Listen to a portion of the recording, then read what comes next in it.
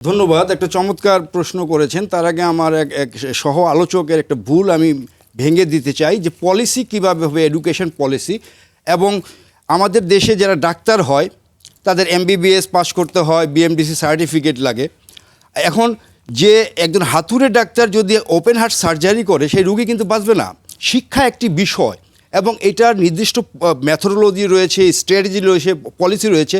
তাহলে আমাদের এডুকেশন ব্যবস্থাটাকে যদি আমরা একটা রেলগাড়ির সাথে ধরি, এই ড্রাইভিং সিটে কে বসবে? বাংলাদেশ ব্যাংকের গভর্নর হতে গেলে সেখানে অর্থনীতি বা এই ব্যাংকিং সেক্টরের ব্যাকগ্রাউন্ড লাগে, কিন্তু এই বাংলাদেশে একমাত্র সেক্টর শিক্ষায় যেখানে শিক্ষাবিদদের প্রয়োজন হয় না।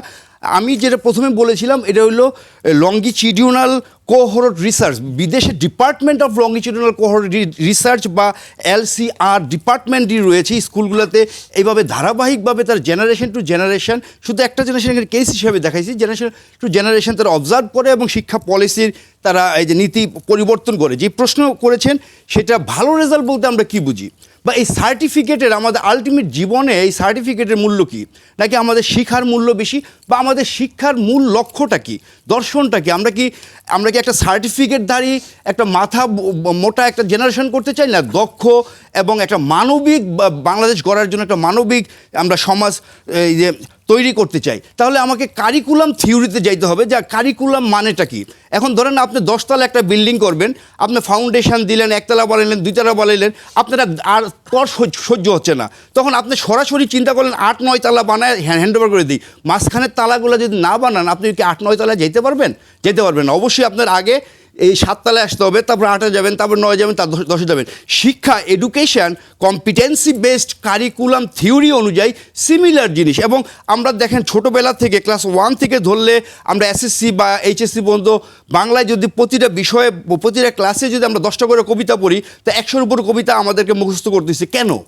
একটা কবিতা কিন্তু মনে নাই। এবং আমি শিক্ষাবিদ হিসেবে কারিকুলামে এটা আমরা দিয়েছি, এটা মনে থাকবে এই কারণে না, কারণ শিক্ষার মূল লক্ষ্য হচ্ছে KS এর পজিটিভ চেঞ্জ করা, নলেজ, স্কিল, অ্যাটিটিউড, এবং এটা নির্দিষ্ট গ্রেডে নির্দিষ্ট কম্পিটেন্সি অর্জন করবে। এটা অনেকটা গেমের মধ্যে দিয়ে লেভেল 1 কমপ্লিট, লেভেল 2-তে যাবে।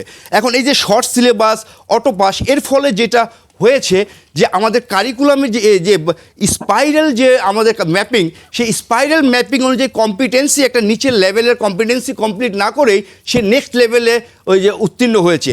যে কারণে যে নলেজ গ্যাপ এখানে তৈরি হয়েছে, যে স্কিল গ্যাপ তৈরি হয়েছে, যে অ্যাটিটিউড গ্যাপ তৈরি হচ্ছে, সেটা কিন্তু আমরা মিটিগেট করতে পারছি না। এবং শিক্ষায় সবচেয়ে মজার বিষয় হচ্ছে শিক্ষা বিজ্ঞানে বলে আজকে যদি কোনো একটা ফসল শিক্ষা ক্ষেত্রে ইনভেস্ট করা হয়, এখানে রেট অফ রিটার্ন সবচেয়ে বেশি হবে, কিন্তু এই ফলটা পেতে 12 বছর সময় লাগবে। এই কারণে আমাদের দেশে রাষ্ট্রীয় বা পলিটিক্যাল ব্যবস্থায় কোনো সরকারি একটা দীর্ঘমেয়াদী পরিকল্পনা করতে তারা এই যে উদ্গ্রীব হয় না। এবং শিক্ষায় কি আমরা আসলে সিলেবাস, টিচার কি সিলেবাস শেষ করবে, নাকি টিচার এখানে মেন্টর হবে এবং ইনোভেটিভ একটা আমাদের যে জেনারেশন তৈরি করবে? আমরা কিন্তু 21st সেঞ্চুরির এডুকেশনের মধ্যে রয়েছে, এবং 21st সেঞ্চুরি এডুকেশনের মূল গোল হচ্ছে smart education is for creating smart generation. তাহলে এই স্মার্ট জেনারেশন বলতে আমরা কি বুঝি? As for self directed, self instructed learner, তারা নিজেরাই শিখতে পারবে। তাহলে শিক্ষকের কাজটা কী হবে? শিক্ষকের কাজটা হবে ফেসিলিটেটর। সে শুধু এখানে শিক্ষার্থীদেরকে ওয়ে দেখাবে, শিক্ষার্থীরা নিজেরা শিখবে এবং তারা মোটিভেটেড হবে, তারা অ্যাচিভেবল হবে, অ্যাচিভ করবে, রিসোর্স এনরিচড হবে, টেকনোলজিক্যাল তারা এই যে অ্যাডভান্স হবে। তাহলে এটা যদি আমরা করতে না পারি, কোনো একটা কম্পিটেন্সিগুলো সেট করা হয় এই কারণেই যে এই কম্পিটেন্সিগুলো স্পাইরাল একটার পরে একটা করে শিক্ষার্থীরা বুঝবে।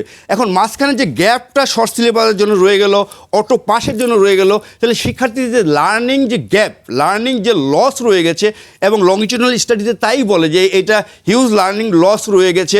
এবং আমাদের এই যে প্রাইমারি প্রাইমারি এডুকেশন সার্ভে বা বেসিক লিটারেসি এবং নিউমেরেসি যে সার্ভে, সেখানে দেখা গেছে যে আমাদের 72% শিক্ষার্থী 5-এ উঠেও তারা ক্লাস 1 বা 2 এর বাংলা বা ইংরেজি সেই লেভেলে ল্যাঙ্গুয়েজ স্কিল তাদের নাই, বা আমাদের নিউমেরেসি নাই। তাহলে এই যে কম্পিটেন্সি গ্যাপ নিয়ে আমাদের জেনারেশনটা যাচ্ছে, এর কারণে যে লস হবে, সেই লসটা আমাদের পোষায় ওটা খুবই কষ্টকর হয়ে যাবে। এবং আমাদের কারিকুলামে 4টা মূল কম্পোনেন্ট রয়েছে একটা কারিকুলামে, একটা লক্ষ্য উদ্দেশ্য প্রথমেই, যেটা আমাদের জাতীয় ন্যাশনাল ফিলোসফি এবং আমাদের এই যে সমাজ ব্যবস্থা ঠিক করে দেয়।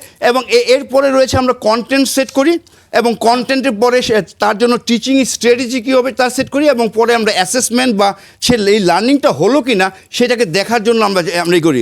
আমরা পরীক্ষার সিস্টেমের উদ্দেশ্য চেঞ্জ করে ফেলেছি।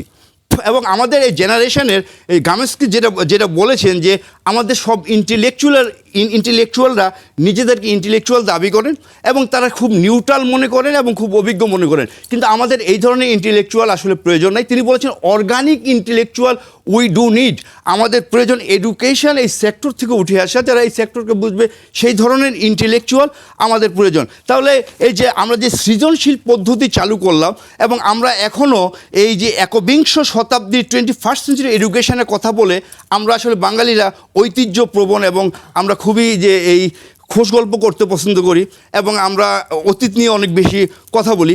সে কারণে হয়তো 48 সালের মডেল যেটা ব্লুমস ট্যাক্সোনমি, যদিও ব্লুমস ট্যাক্সোনমি এডুকেশন থিওরিতে ইজ দ্য ফাউন্ডেশন থিওরি, কিন্তু এইটা এখন অ্যাপ্লিকেবল না। এটার উপর বেসিস করে ব্লুমস যেখানে হয়েছিল আমেরিকাতে, তারা কিন্তু অনেক চেঞ্জ করে তারা এখন নতুন ফিঙ্ক ট্যাক্সোনমিতে চলে আসছে।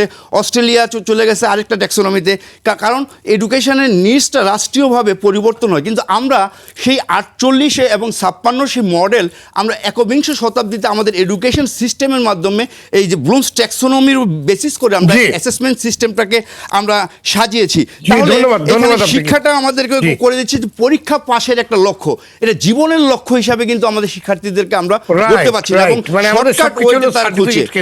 এবং আমাদের এডুকেশন কারিকুলামে মোরালিটি বা নৈতিকতা এটা পাঠ্যক্রমে আছে, মুখস্থ করানো হয়, কিন্তু এইটা কোনো রিফ্লেকশন আমাদের পার্সোনাল লাইফে প্র্যাকটিসে আমাদের টিচিং লার্নিংয়ে এটা হয় না। যেমন আমার ছেলে এবার ক্লাস এসএসসি পরীক্ষা দিল, তার কৃষিবিজ্ঞান একটা বই রয়েছে এবং প্র্যাকটিক্যাল রয়েছে, কিন্তু কখনো তাকে কৃষির মাঠে স্কুল থেকে নিয়ে যাওয়া হয় নাই যে প্র্যাকটিক্যাল করানো, যে কম্পোস্ট কীভাবে তৈরি করবে, এবং সে এটা বই পড়েছে, প্র্যাকটিক্যাল খাতা হাইপোথিরিয়ালি বই দেখে লিখেছে এবং সে এখানে হয়তো খুব ভালো নাম্বার পাবে, কিন্তু এডুকেশনের যে মূল পারপাস যেটা রয়েছে কম্পিটেন্সি অর্জন করা, সেটা কিন্তু আমরা ব্যর্থ হচ্ছি।